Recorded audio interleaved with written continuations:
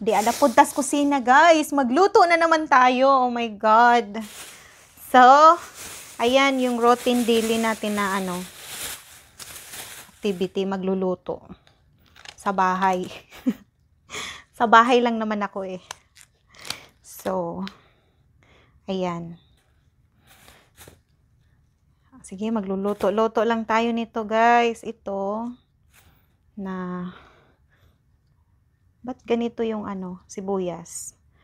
So, ayan, nasira na yung sibuyas. Kasi na doon sa ref. Matagal na. So, ngayon guys, ang gagawin natin sa sibuyas, itanim natin yung iba para hindi siya masira, no? Tanim lang natin.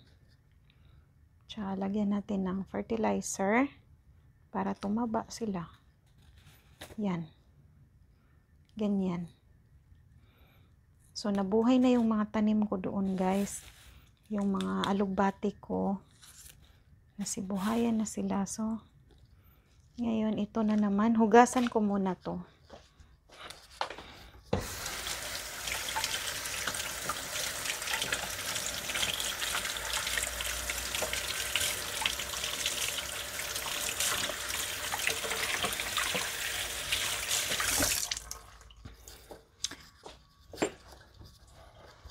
So, busy-busy muna tayo. Hugasan natin ang ating gugulayin.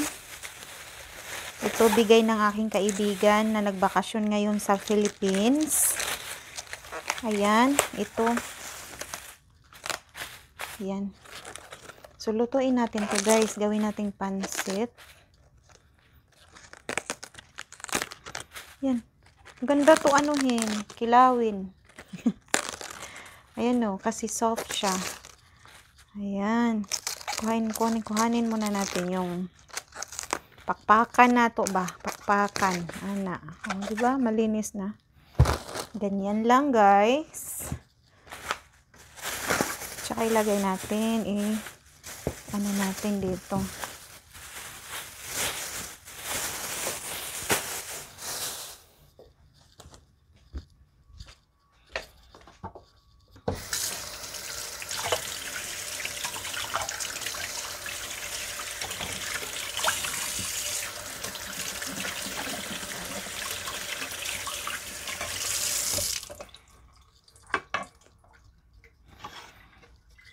So, ganyan.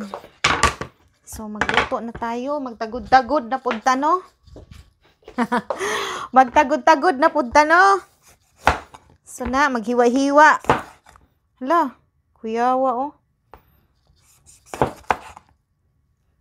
Kani ba? Patola. So, kining patola,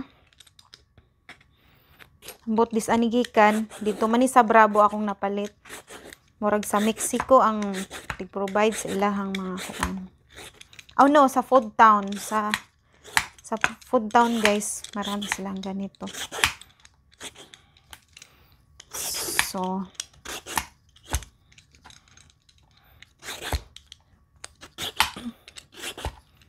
ayan.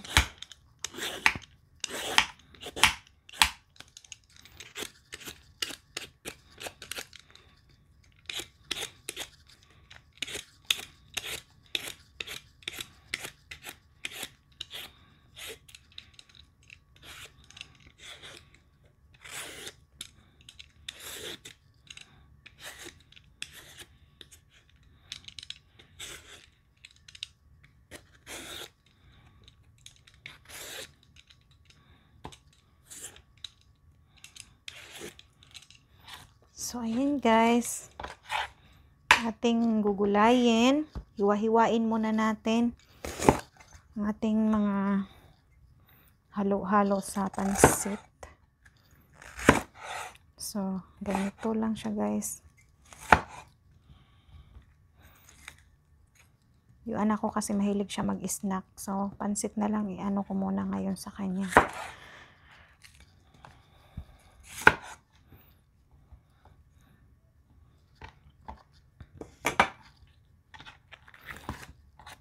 Ay! Itong damit na ko. So, dito lang tayo, guys. Hugasan natin. So, yan. Hugasan at anuhin natin. Ayan.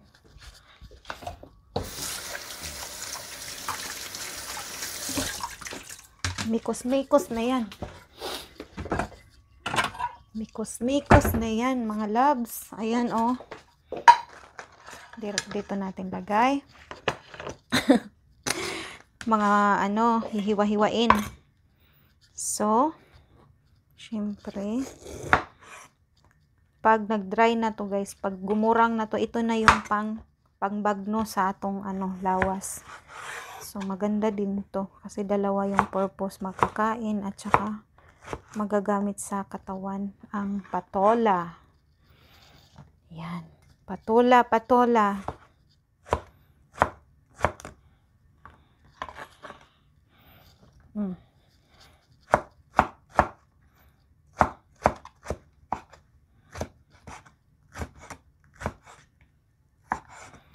So, yan guys. Patola kayo dyan. Pag patola, sarap. Yan. Favorite ko din tong patola. Gisahin ba?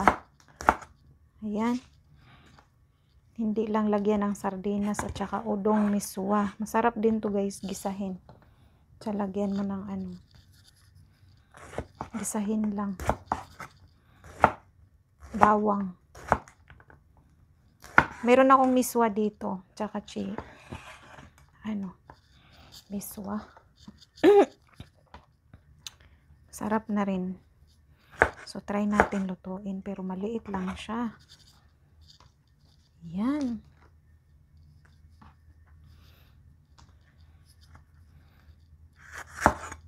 Sige lang.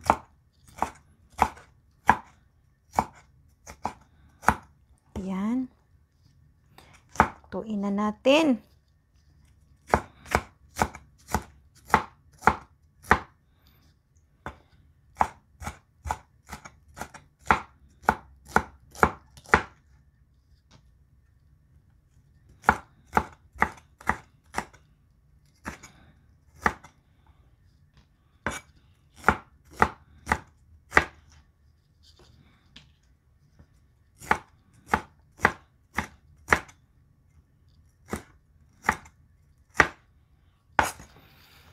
So, now, we'll see. So, ganyan. Dapat tayo ng plato. So, lagay natin dito, guys. At saka, maghihiwa na tayo ng bawang. At saka, sibuyas. Itong sibuyas na to. Ayan. Itong anak ko, maghiwa-hiwa talaga siyang kanya. Ingat-ingat lang sa paghiwa, kaya baka mahiwa din yung kamay mo, no? Sa mga hindi pa expert gumamit ng kutsilyo. Ayan. Dahan-dahan lang. So, meron tayo dito, guys, na